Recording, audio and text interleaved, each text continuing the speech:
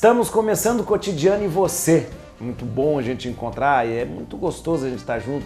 E eu quero dizer que hoje nós trouxemos aqui alguém muito especial. E o programa, por causa disso, está especial. Eu não tenho medo nenhum de dizer e de errar, porque está aqui hoje com a gente um dos maiores jornalistas do Brasil. Por quê?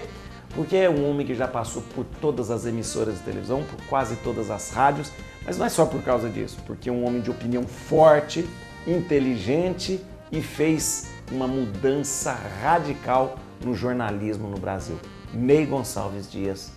Muito obrigado, meu reverendo. Muito grato. Obrigado. Deputado, o senhor está vendo que esta é a solidariedade dos mineiros. É verdade. É? Somos mineiros, é verdade. Os dois mineiros. E dos mineiros do sul de Minas. Somos campeões do café no Brasil hoje. É verdade, isso mesmo. É verdade. Isso mesmo. O padre é de mineiro? Lavras. Lavras é uma das cidades mais importantes do estado de Minas. E é E verdade. você é de onde, Ney? Eu sou de Serraria, que fica perto de Alfenas. Alfenas. A gente fala Alfenas porque Alfenas é um centro educacional importante. 10 mil estudantes tem Alfenas. É verdade. E, deputado, para o senhor ter uma ideia, lá tem uma faculdade de medicina particular, e agora o governo mandou a Santa Casa se preparar para receber outra faculdade de medicina. Você vê que ali é uma região importante ali. Eu conheço Alfenas. Ali Conhece, tem, né? Tem uma represa grande. Tem uma represa boa, gostosa, ficar ali, é verdade. É verdade mesmo. Lá a gente ia de moleque, lá tinha uma tecelagem chamada Tecelagem Saliba. Saliba, aqui de São Paulo. É. Eles eram especialistas em tecidos de seda. De seda, exatamente. Eram os melhores do país. É sim. É sim. Seda verdadeiro, antes da China. Eles Antes são da muito China, amigos exatamente. nossos, a gente sempre ia para lá para Saliba? É Patrício seu? Jamil Saliba. Ah, sabia que era Patrício. isso, É Patrício, tá vendo? Patrício. Tá vendo? Então, mas legal. Eu conheci o Ney, a gente estava falando até aqui na entrada, né, Ney, que ele falou, já conhece o Ney, conheci na posse do meu pai, quando ele assumiu a Secretaria de Administrações Regionais, o Ney fez a apresentação, né, o mestre de cerimônias, né.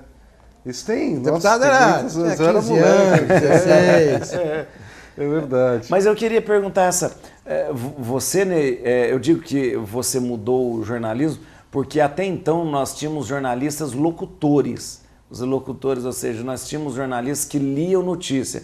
Você foi um dos primeiros jornalistas que eu vi comentando, opinando e de uma maneira muito... O senhor quer ver acontecer uma coisa curiosa. Eu trabalhava na Rede Globo e fui nos Estados Unidos a serviço. Aí cheguei lá na CBS, eu vi um sujeito importante gravando um programa chamado 60 Minutos. E o sujeito tinha uma bancada assim, como se fosse uma bancada, como se fosse a parte musical assim, a partitura musical. Aí ele colocava um roteiro ali, tinha o teleprompter, coisa lá. Eu achei aquilo interessante, né? Mas eu achei que ele poderia se movimentar. Eu achei. Aí depois descobri que lá não pode se movimentar, que o cara tinha que fazer aquilo que estava... Aí quando eu vim para cá, que eu saí da Globo, eu comecei a tentar fazer isso em outro local. Fiz na Record. Agora, quer fazer o negócio em pé.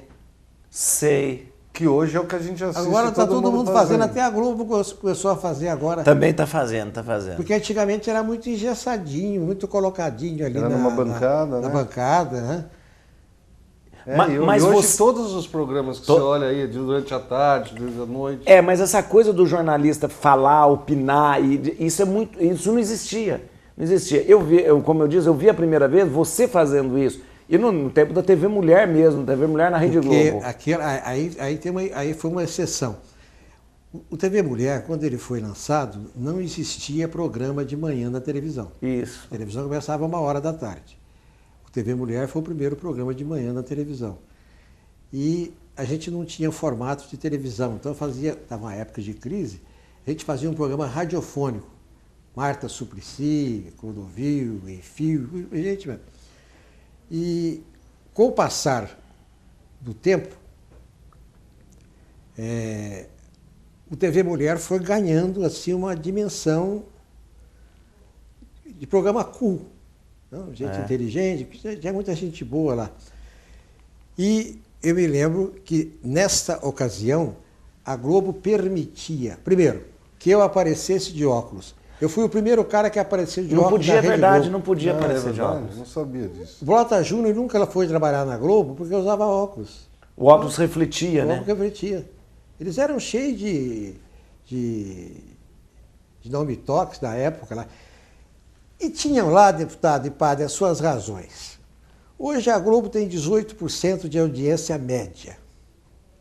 Naquele tempo ela tinha 70, 75 de audiência média em São Paulo. Meu Jesus. Muita coisa. É, muita coisa, né? E essa trajetória da televisão, mas antes disso já existia o rádio na sua vida? Como que foi? Ou a televisão veio primeiro, depois o rádio? O rádio começou. O rádio foi o primeiro. O rádio começou primeiro.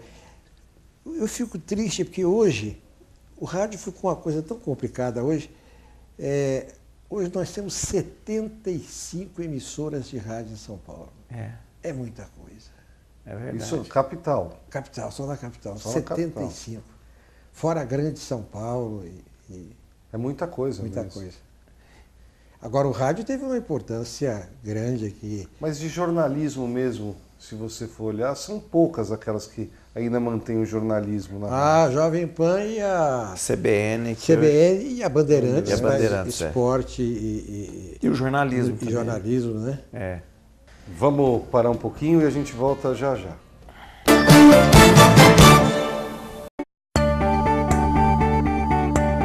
Dizendo não à ilegalidade, à pirataria, à sonegação, ao desmatamento e à corrupção. Você está optando pela ética. Ética é uma palavra curta, mas definitiva. Ética, ou você tem ou não tem. www.institutoricardoizar.com.br. Estamos de volta com o Cotidiano e Você, entrevistando hoje Ney Gonçalves Dias. E a gente estava falando aqui da tua atividade profissional, Ney, e hoje você está na Rede Brasil. A Rede Brasil é uma rede nova que o Brasil tem 13 redes maiores. Começa com a TV Globo e vai indo até chegar. Ela deve ser a 11ª, a 12ª, deve estar aí. Hoje deve estar em umas 20, 25 cidades, por aí afora. Mas tudo tem um porém. O último ato do presidente Lula foi conceder para a Rede Brasil 3 canais em São Paulo, geradores. Acontece que aqui em São Paulo, no resto do Brasil, a coisa funciona diferente. Aqui em São Paulo hoje, se não for no cabo, a coisa aqui tem que ficar no cabo, não tem conversa. É verdade. Então agora a Câmara Federal aprovou uma portaria, a presidente Dilma sancionou, dizendo que toda a rede de televisão no país que atingir tantas pessoas e cobrir um território X ou Y tem direito a ser carregada pelas operadoras. Então a Claro já está carregando, a Oi já está carregando, essa Sky pediu um tempinho, essa Sky que é muito forte, pediu um tempinho para resolver os problemas, e a NET disse que vai brigar na justiça. Muito bem. Essa é a Rede Brasil. Mas eu trabalho em Brasília, na TV Justiça de Brasília. Eu faço um programa semanal lá, que é gravado aqui em São Paulo ou no Rio de Janeiro, que geralmente tem no máximo 2, no mínimo 1 advogado, e que é sob a supervisão da OAB, da Ordem dos Advogados. Tá. Então, por exemplo, eu recebo lá, o padre vai lá, aí eu recebo uma ficha dizendo qual é o assunto que ele vai tratar, de que forma vai tratar e quais são as perguntas que têm que ser feitas para o padre, você entendeu ou não? Eu posso acrescentar alguma coisinha assim, uma firulazinha, esticar o negócio, mas tem que seguir aquele padrão. Porque este programa é da televisão do Joaquim Barbosa, do ministro Joaquim Barbosa, que é extremamente crítico e extremamente rigoroso. Se você não fizer de acordo com as exigências estabelecidas, não vai voar, simplesmente não toma conhecimento. E passa pelo crivo dele, ele... Não, mas ele pode assistir, às vezes assiste, né? E no dia que ele assistir, se ele não... A sorte nossa é que a gente só entrevista grandes advogados. Não no sentido de pessoas ser famosas, grandes advogados no sentido do sujeito ser conhecedor de um determinado assunto bem. Por exemplo, a Ordem dos Advogados do Brasil, aqui em São Paulo, ela tem 132 comissões, padre, sobre os assuntos mais variados. Educação religiosa, pedofilia, homicídio, direito do esporte. Quer dizer, Isso tudo são comissões. são comissões e o sujeito que preside a comissão tem que ser advogado. Sei. E tem que ser especialista nesse assunto em São Paulo e no Rio. É. Agora, quem participa, não. Pode ser padre, pode ser um engenheiro, pode ser um médico, não tem, Sei. tem problema nenhum. Interessante. Nós estamos falando aqui, estamos falando do Joaquim Barbosa, a gente viu essas decisões do Supremo e que veio muito de encontro com o que o anseio da população queria, né? No caso do mensalão e assim por diante. Mas a gente assistiu aí umas movimentações de rua muito grandes, agora 7 de setembro, de novo. Como que você vê isso? Você que acompanha aí de perto momentos históricos, política, tudo, a tua opinião pessoal dos movimentos sociais e a resposta que está sendo dada. Está correspondendo, não está? Olha, eu acho que as respostas já começaram a ser dadas. Se são suficientes ou não, o povo vai decidir. Vamos começar, por exemplo, no Poder Legislativo. Tanto a Câmara Federal como o Senado da República, a Câmara primeiro, a Câmara já aprovou o voto aberto em matéria de cassação. A Câmara está disposta a rever a decisão, nem está disposta a rever, a decisão foi errada. Não era o plenário que tinha que dizer se o Donadon fica ou não fica, é a mesa da Câmara, é uma interpretação do regimento. Então, e a mesa vai dizer que não, a mesa não vai ter, padre, um deputado que fica o dia inteiro na cadeia e que recebe não comparecendo lá na Câmara. E se faltar 30 dias, perde o mandato pelo regimento. Quer dizer, então não tem como não perder o mandato. Né? Não tem sentido. Outra coisa, o Congresso aprovou uma medida, o ex-senador Antônio Carlos Magalhães era um homem poderoso, Ele passou a vida inteira querendo fazer um negócio, foi presidente do Senado e ele não conseguiu fazer. E os deputados fizeram agora, que é o orçamento impositivo. Sei. O nosso orçamento diz assim, 10 milhões para a educação, 40 milhões para a saúde, não sei quanto para não sei quanto, verbas de parlamentares, tantos milhões. Agora, no correr do ano, o governo pega isso aqui e faz o que ele bem entende. Ele pega da educação, tira põe para cá, daqui a pouco ele tira põe para cá, daqui a pouco... que eles chamam de remanejamento, a palavra correta é essa. O que os deputados disseram agora? O que for aprovar, agora o orçamento vai ser uma coisa séria. O orçamento é feito pelo Poder Executivo. A partir do ano que vem, vai aparecer um orçamento detalhado, organizado, porque sabe que vai ter que cumprir como está escrito. Acabou esse remanejamento, essa coisa depois. Acabou a festa. É o troca-troca de favores, por exemplo. Tem as emendas parlamentares, o governo pagava de quem era situação. Sei. E não pagava de quem era oposição. Quem votava junto em matérias importantes tinha as emendas empenhadas. E o governo já guardava. O governo guardava para o fim do ano, sempre. Para o fim do ano, sempre, porque ele precisava ter uma reserva. Sei. Qual era a reserva dele? A reserva dele era o seguinte, vou mandar esse projeto, a Câmara vai dizer que não. Aí eu digo que vou mandar 6 pau de verba de parlamentar, eles vão apoiar. Quer dizer, o governo usa... Agora acabou, moralizou. Era moeda de troca, né? Era Você vota de acordo com a consciência e com ele, justamente. Não moralizou. Moralizou. O deputado, o senhor tem direito a 10 milhões, né? Isso. 10 milhões agora ano. Foi aprovado 10.400 em positivo. Ano. Antes era 12, mas pagava Então agora 2. ele vai colocar lá, 5 para fulano, 3 para o hospital, 4 para a saúde, 5 para esse, 6 para a Santa Casa. Acabou. Acabou a farra mesmo. Acabou a isso farra. mesmo. Ah, acabou, Não é tem, verdade. não tem troca-troca mais. Mas isso foi a conquista de quem? Dos deputados? Foi Foi- na verdade, Mas uma isso pressão tudo foi dentro da pedido casa. na rua. Na rua. Na rua. Na rua, isso. O pedido da rua não é uma coisa muito clara. Não.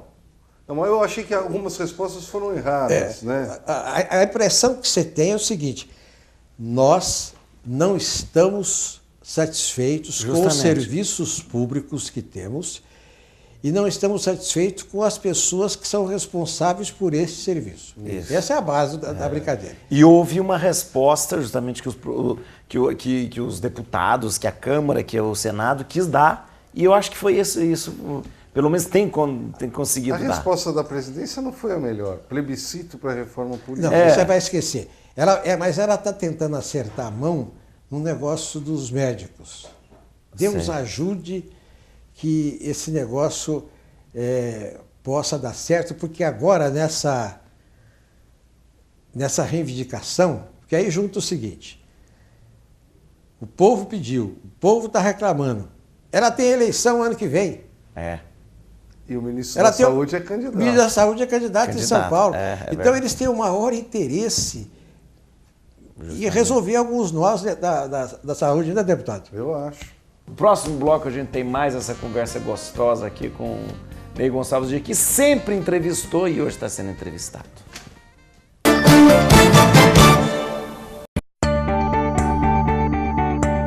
Ética significa caráter, aquilo que é bom para o indivíduo e para a sociedade. Para ser ético, basta dizer não. Não ao desmatamento ilegal. Não à corrupção. Não à sonegação. Não à pirataria. Ética, ou você tem ou não tem. www.institutoricardoizar.com.br Cotidiano e você de volta com Ney Gonçalves Dias. A gente estava falando das movimentações sociais e aqui a gente até no intervalo a gente falou que estava faltando um pouco de... Você ia completar, eu falei, deixa pra gente falar no bloco. O seu pai deve ter ficado quantos anos lá? 30? Foi 11 mandatos, 40 anos. 40 anos. Então, o seu pai deve ter tido, ao longo dos 40 anos, vários padres, inclusive cultos, né?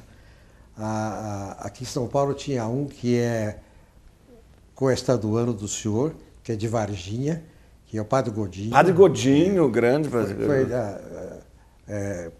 Aqui em São Paulo tinha um famoso, que eu já não me lembro o nome dele, mas tinham vários. Calazans. Quer dizer, a Igreja Católica sempre teve uma figura importante na Câmara e no Senado. Eu não tenho visto isso ultimamente. Hoje nós temos o Lobato, o Padre Afonso Lobato, que é um padre de Taubaté. Uma pessoa fantástica. Fez um trabalho muito bom mesmo, como padre em Taubaté. E tem feito um trabalho bonito também como deputado. Mas E não venha me dizer que a igreja não entra, porque quando a coisa aperta, ela entra. Deputado, o arcebispo de São Paulo decidiu, numa penada, a eleição municipal em São Paulo.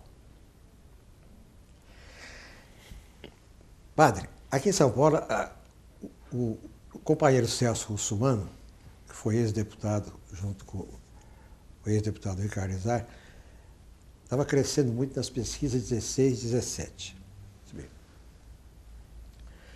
Aí houve um incidente qualquer.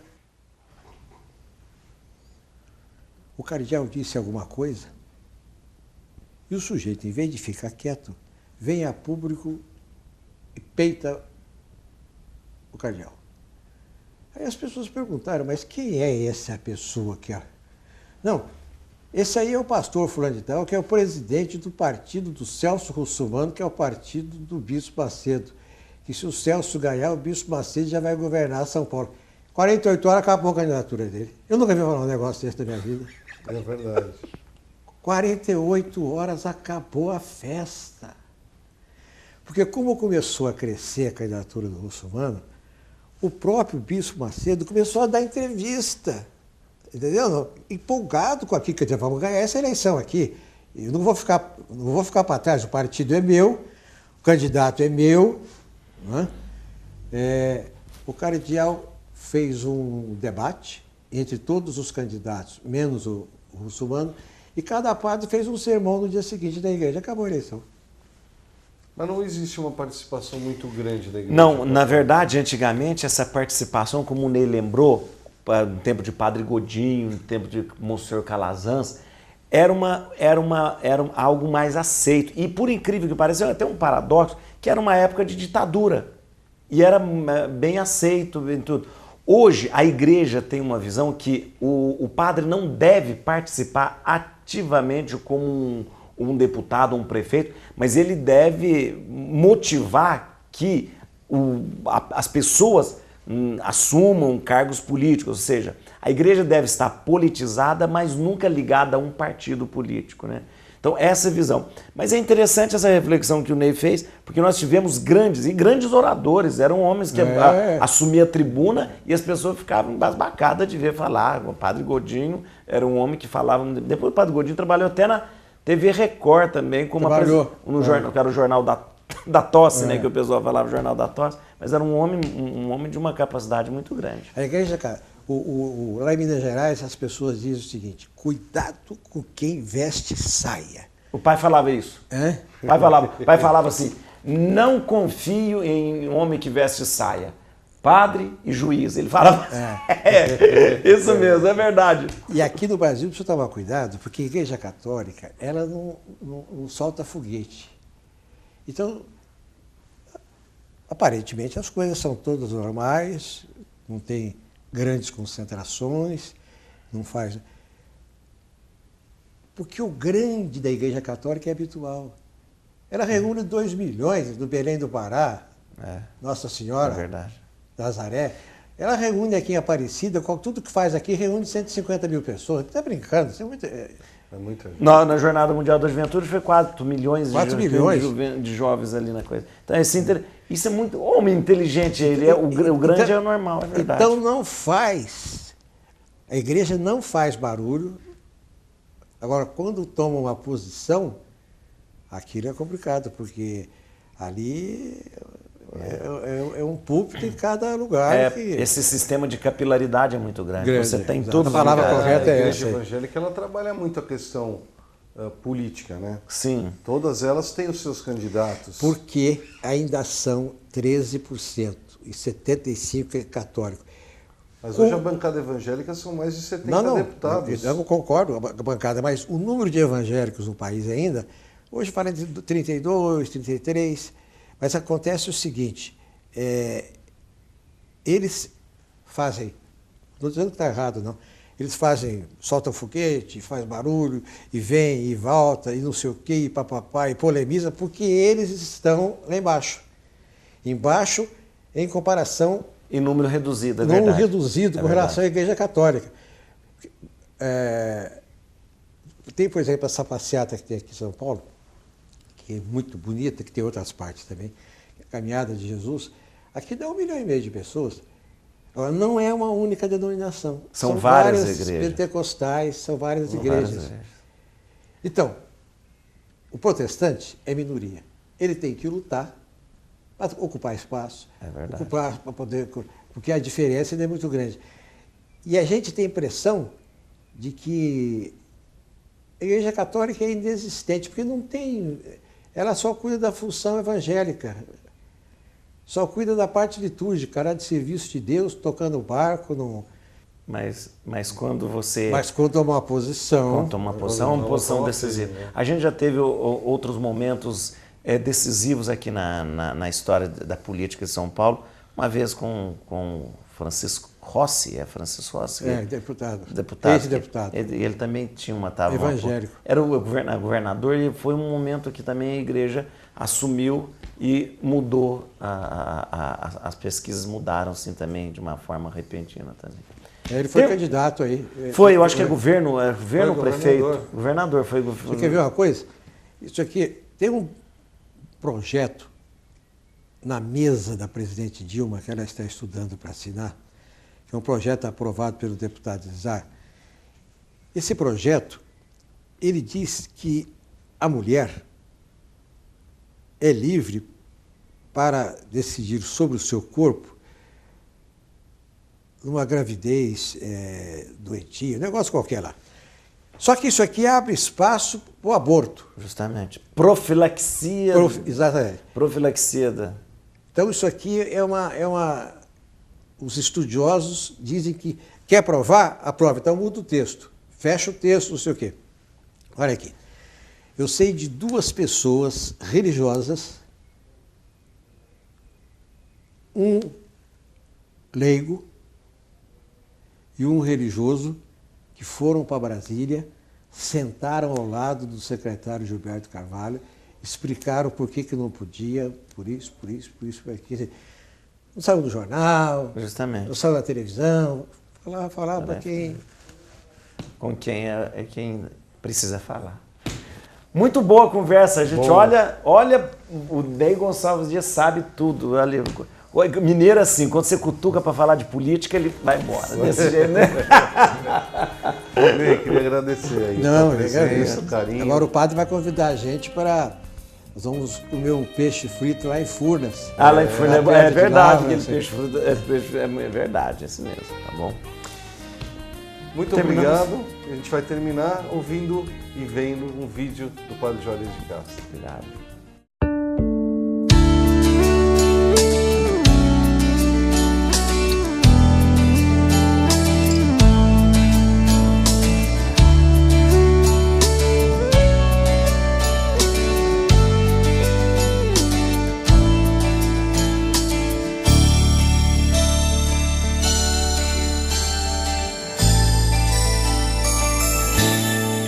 Está em mim e em cada um de nós, e quem quer ouvir, escuta a tua voz em qualquer direção, do céu ou da terra, no olhar de aflição de cada nação, com medo da guerra. Só não vê quem não quer. São tantos sinais nas ruas, no mundo e a todo segundo nos telejornais. Quantos enxergam e fingem não ver? Quantos vão ter que aprender? Falta tão pouco agora pro mundo mudar. Vai ser assim, o orgulho pedindo perdão.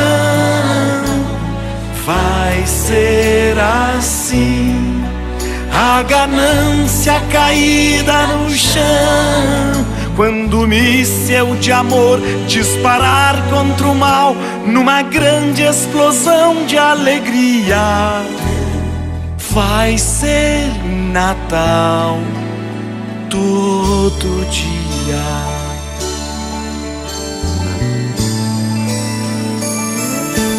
Ele está em mim e em cada um de nós. Quem quer ouvir, escuta a tua voz em qualquer direção, do céu ou da terra, no olhar de aflição de cada nação, com medo da guerra. Só não vê quem não quer.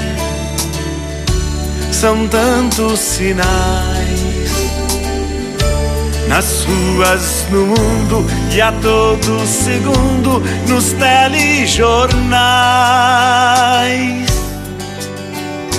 Quantos enxergam e fingem não ver? Quantos vão ter que aprender? Falta tão pouco agora pro mundo mudar.